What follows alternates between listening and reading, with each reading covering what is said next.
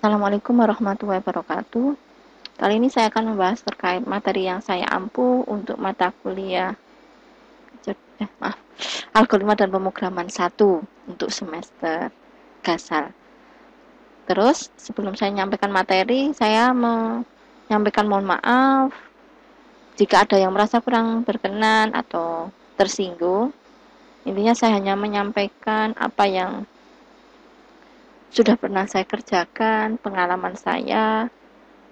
Terus intinya tetap selalu mencoba bereksperimen karena ini adalah mata kuliah sains, mata kuliah yang membutuhkan untuk praktek. Apa yang menjadi hobi atau kesukaan silahkan diasah terus ya. Sebelumnya saya mau menyampaikan bahwa saya sudah ada playlist terkait mata kuliah algoritma dan pemrograman 1 karena memang hampir setiap semester sering ngampuhnya mata kuliah seperti itu. Kadang juga dikasih mata kuliah basis data. Ada juga playlist di sini, silakan dicek. Nah, untuk yang algoritma pemrograman, sebelumnya saya pernah memberikan video terkait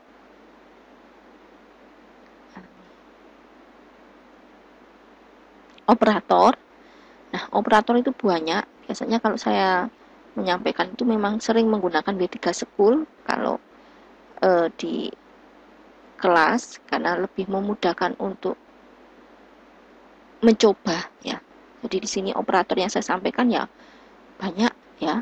Salah satunya kemarin ada operator logika ya. Operator logika. Kalau operator aritmatika sebelumnya sudah saya sampaikan. Nah, kalau mengerjakan operator logika itu harus dalam bentuk angka biner penjelasan saya. Saya kilas balik. Nah, operator lainnya juga sama. Operator yaitu geser. Geser kanan, geser kiri. Nah, ini simbolnya. Operator geser. Jadi kalau kita punya simbol seperti ini di bahasa Java, itu maksudnya adalah geser ke kanan. Kalau ada simbol seperti ini maksudnya adalah geser ke kiri. Cara mengerjakannya gimana? Jadi kalau kita mengerjakan menggunakan program, yaitu nanti misalkan menggunakan bahasa pemrograman Java, maka dia harus dirubah ke bentuk angka biner tapi dalam digit 16 ya, digitnya 16.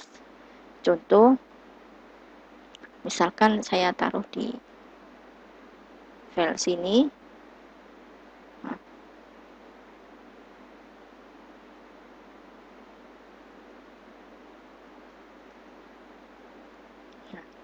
Contoh lagi geser. Jadi harus dalam bentuk angka digit 16. Misalkan saya punya 85 digeser 3, terus satunya lagi 85 digeser 5 misalkan. Maka ini harus dirubah dulu ke bentuk angka biner. Ya. Saya buatkan tabel untuk mengetahui. 16 digit.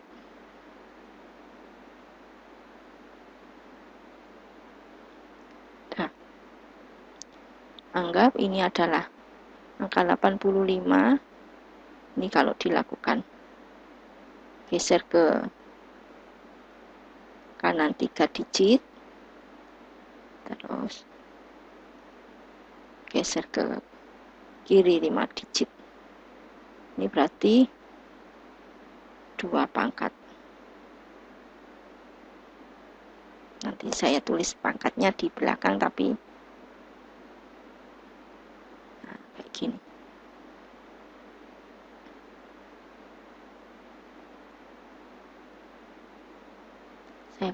Kalau di sini saya kurang begitu familiar ya untuk membuat tulisannya mana ya.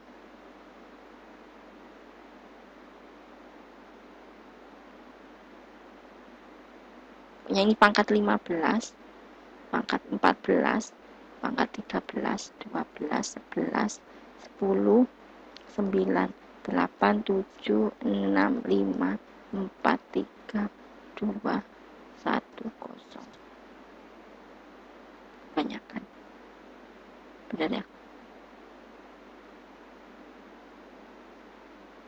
Udah benar, ini 16. Nah, biarin ini ditaruh sini aja. Saya hapus saja. Udah. Kalau 85 posisinya di mana? Biasanya saya cara cepet, nah pakai gini.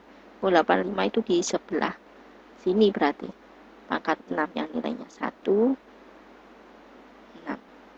Ini 1. Nah, 85 dikurangi mana tadi? Nah, ini 64 ya. Saya buat kalkulator. 85 dikurangi 64 masih 21. 21 berarti yang pangkat 4 nilainya ada 1. Kemudian dikurangi 16, masih sisa 5, berarti di pangkat 2 dan pangkat 0. Pangkat 2 dan pangkat 0. Nah, udah. Lainnya isinya 0.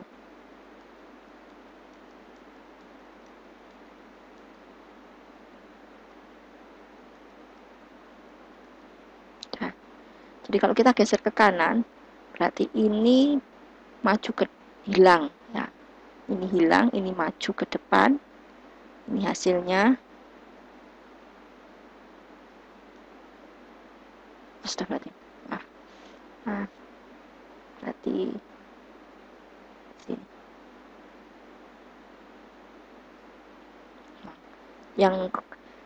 Yang bolong, maaf, yang tidak terisi itu di sini 0.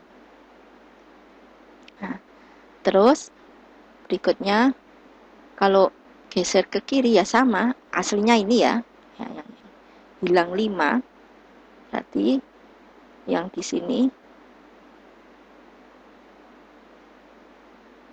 maju, terus yang bolong pokoknya di sini 0.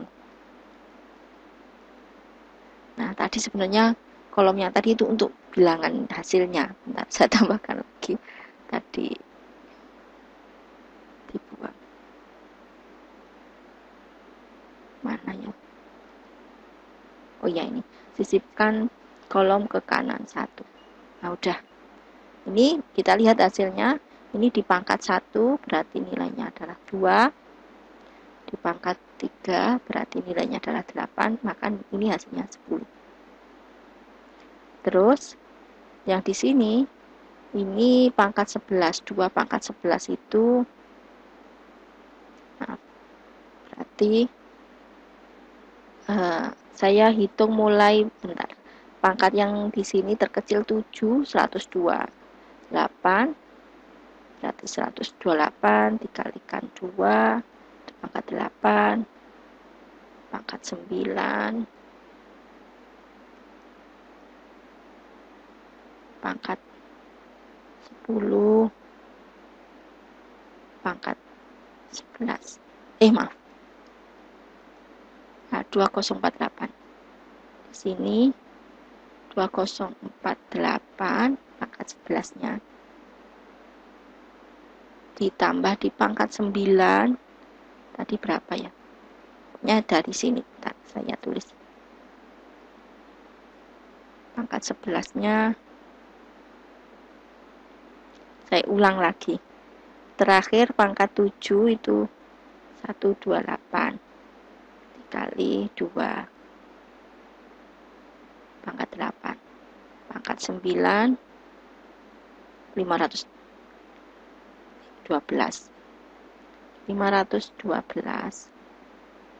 Terus yang pangkat 11 tadi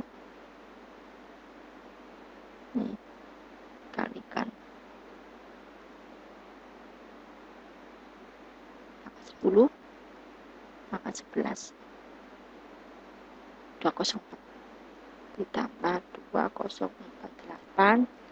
Terus pangkat yang ada nilainya lagi yaitu di pangkat 7 itu tadi. Kalau pangkat 7 128, terus pangkat 5 itu 32. Sudah. Nah, ini di total, saya total dari sini aja. 2048 ditambah 512 ditambah 108 ditambah 32, 2720. Nah, kalau kita tahu caranya itu, sebenarnya udah itu menandakan bahwa kita paham. Tapi kalau hanya mengandalkan program, maka ya nggak tahu caranya dapat segini bagaimana, kayak gitu.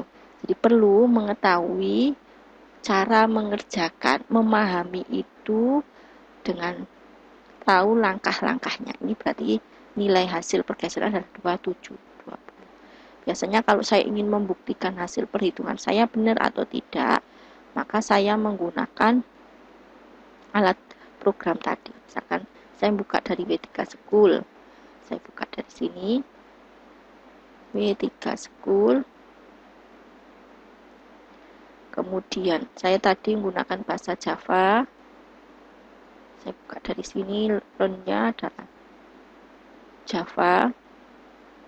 Terus saya buka yang bagian try it yourself. Intinya saya tadi punya angka 85, saya geser ke kanan 3, saya geser ke kiri 5. Sehingga saya kiri. Integer 85, maaf. A sama dengan 85. Terus di sini hasil A yang digeser 3 digit.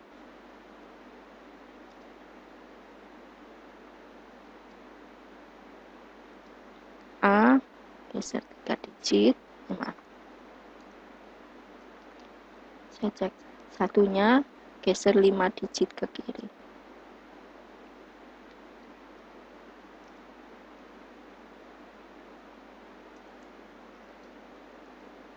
Harusnya hitungannya sama.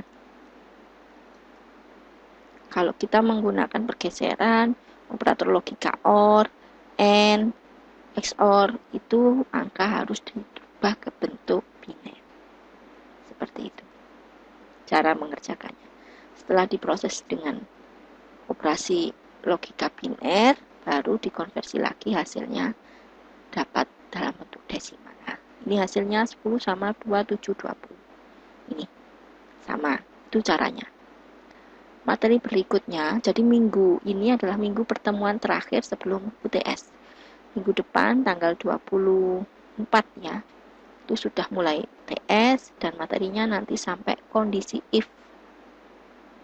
Nah ini, jadi sebelumnya kita kan tadi sudah membahas terkait operator logika. Nah sekarang operator untuk perbandingan. Jadi biasanya ini tetap sering terpakai N ini. Nah, operator N, operator OR, NOT. Nah, kalau kita mau menggunakan perbandingan, jika nilai ini sama, nah kayak gitu, samanya itu harus ditulis double sama dengannya. Terus tanda lebih besar, lebih kecil, itu boleh ditulis apa ya? Ada sama dengan, ada enggak. Nah, kayak gini. Ini ada tanda sama dengannya.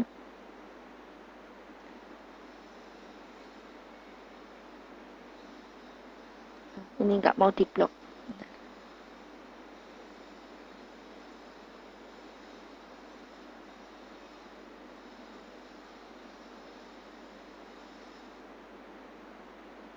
Oh, enggak mau diedit. Ada tanda sama dengan, ada tidak.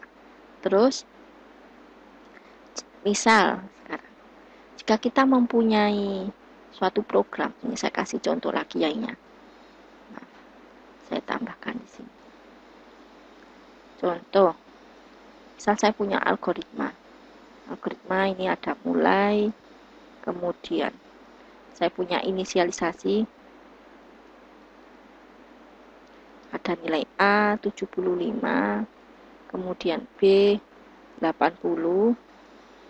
Kalau kita lakukan perintah seperti ini,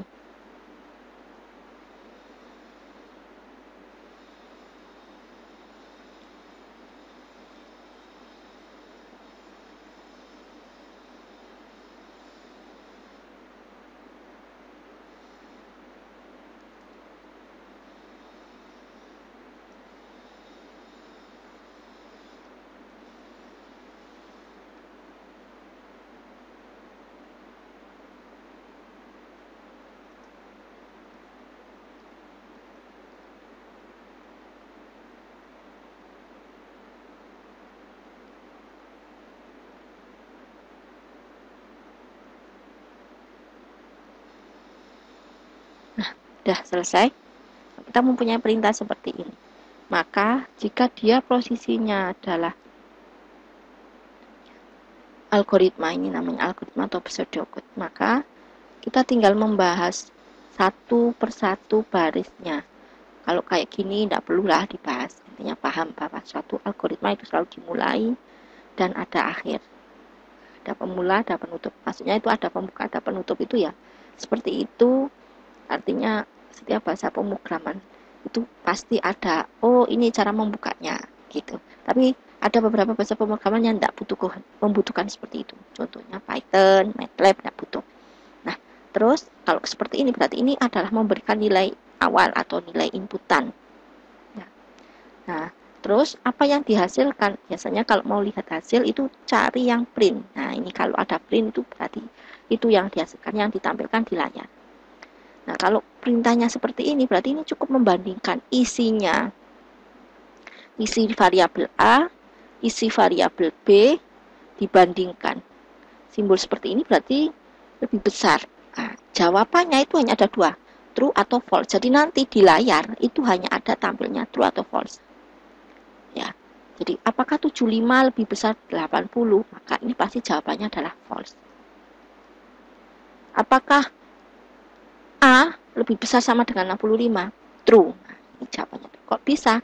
A nilainya 75 lebih besar sama dengan 65. Betul.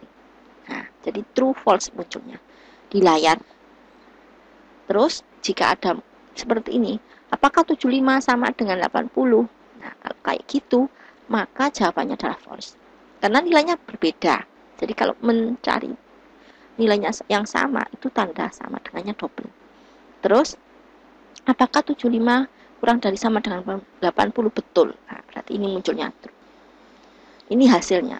Benar nggak seperti ini? Ya, kita coba. Saya punya nilai 75 dan B 80. Saya lakukan ini langsung aja biar enggak nulis banyak, maksudnya saya.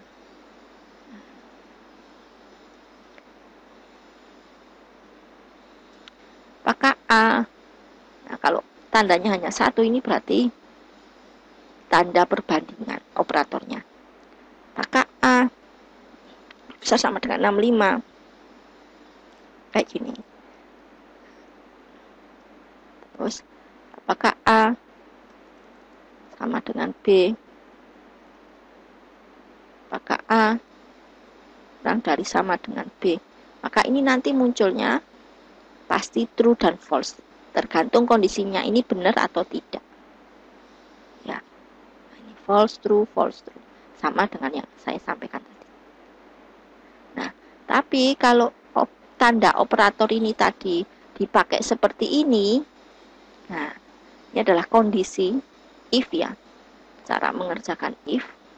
Jadi kalau kita mempunyai perintah if, yang harus diperhatikan adalah ada pernyataannya. Nah, ini namanya pernyataan. Ada kondisinya. Kondisi ini kalau benar nilainya, maka dia akan melakukan ini. Jadi ini nanti tidak hanya muncul true, false, enggak. Tapi kita bisa memberikan perintah selain itu. Jadi ini kita tahu jawabannya kalau true, mengerjakan ini. Jika jawabannya false yang di sini, maka yang dikerjakan adalah yang di bagian else-nya. Sehingga, misal saya contohkan lagi, saya mempunyai perintah. Ini ada contoh lagi yang lain. Saya mau ngasih perintah lagi. Oh, maaf. Ini mau saya sisipkan.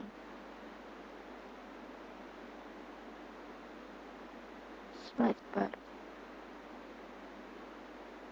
Kok kosongan? Bentar, saya kasih teks dulu.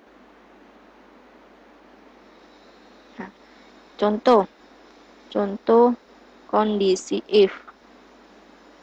Maaf, ini penulisannya terlalu kecil. Nah, udah. Saya tambahkan lagi. Dua. Nah, saya punya perintah nih. 1. Mulai. Ini namanya algoritma atau pseudocode. Saya punya nilai awal atau inputan. Misalkan A sama dengan 90. Terus B 75, C 85. Ini saya bandingkan. If jika C lebih besar dari B, maka dia akan melakukan proses seperti ini.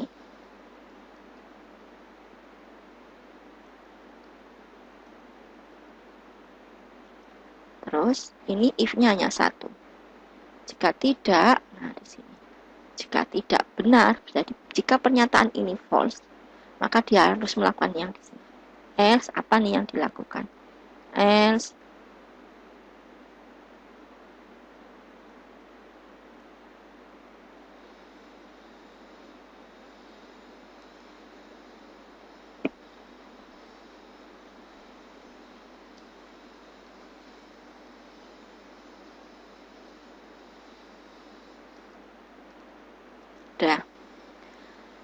jika saya mempunyai suatu algoritma seperti ini atau pseudocode seperti ini, maka yang harus kita perhatikan adalah pernyataan ini hanya ada satu kondisinya. Nah, ngeceknya hanya di sini. Kemudian, apa yang dikerjakan, maka kita harus memperhatikan yang dikerjakan itu kalau kondisi benar ini. Kalau kondisinya salah, kondisi ini ya, false, misal jawabannya, maka yang dikerjakan di sini. Cara menulis bahasa pemrograman Java, kondisi if, itu kita tinggal menyesuaikan. Saya mengikuti contoh yang terakhir. Saya mempunyai nilai A, B, C, ini saya perbaiki, maaf, saya ambil dari sini langsung aja. B, C-nya.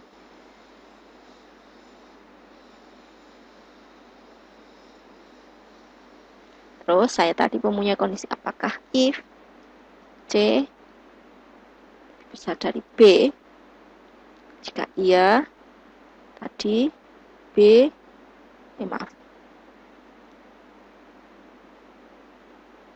plus sama dengan 20. Baru ditampilkan di sini B. Nah, saya tutup. Penutupnya. Ini diperhatikan. Ini kalau pernyataannya benar, dia mengerjakan ini. Jika tidak, apa yang dikerjakan di sini? A min sama dengan 15.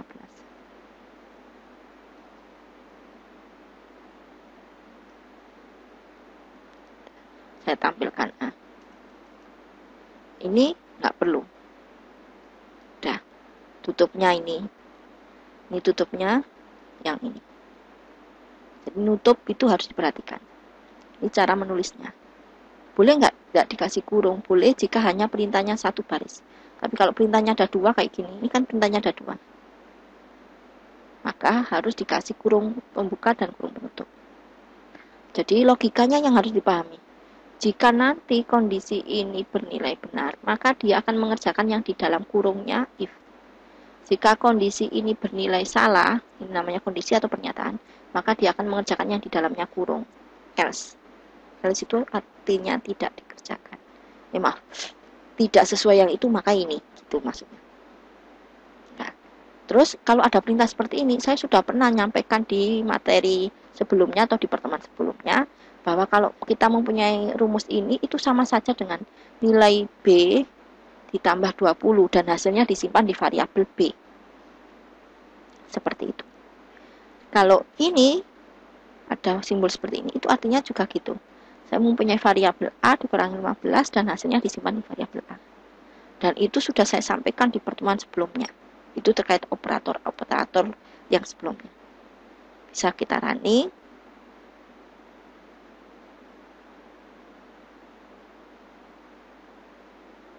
Nah, ini hasilnya. Kok bisa 95? Dari mana? Kita logika manual juga bisa. Ini kalau saya logika manual, jadi nanti yang outputnya apa, caranya ngerjakan, kalau ditanya outputnya apa, maka kita harus memperhatikan kondisinya. If C-nya berapa? 85. B-nya berapa? 75. 75. Nah, pernyataan ini benar atau salah? True. Ya, sayangnya. 85 memang benar, lebih besar dari 75. Berarti apa yang dikerjakannya di dalam sini? Berarti nilai B-nya sama dengan 75 ditambah 20. Berapa nilai B-nya sekarang? 95. Maka 95 lah yang di print. Berarti outputnya adalah 95. Ya, seperti itu. Contoh misalkan ini saya ganti. Nanti saya tinggal mau perbaiki di sana. 65. Ini 70. Ini 40. Apa yang dikerjakan ya sama, di logika dulu, perintahnya diikuti. C lebih besar dari B. C-nya adalah 40. Maaf, ini kurang koma. 40 apakah lebih besar dari 70? Tidak. Berarti apa yang dikerjakan? Nilai A yaitu 65 dikurangi 15. Berapa nilainya? 50 ya. Maka outputnya yang ditampilkan di layar adalah 50. Kalau nggak percaya, ya dicoba ini ditaruh di dalam bahasa pemrogramannya tadi. Nanti hasilnya apakah sama? Harusnya jawabannya 50. Yang saya tadi ngerjakan manual. Jadi yang terpenting paham logikanya, paham cara mengerjakan. Ya, disimak dari awal sampai akhir penjelasan saya, semoga bisa dipahami. Intinya kita mengerjakan apapun itu tidak hanya patokannya langsung di program, hanya bisa nulis program, tidak, tapi kita paham cara mengerjakannya. Terima kasih sebelumnya, mohon maaf. Assalamualaikum warahmatullahi wabarakatuh.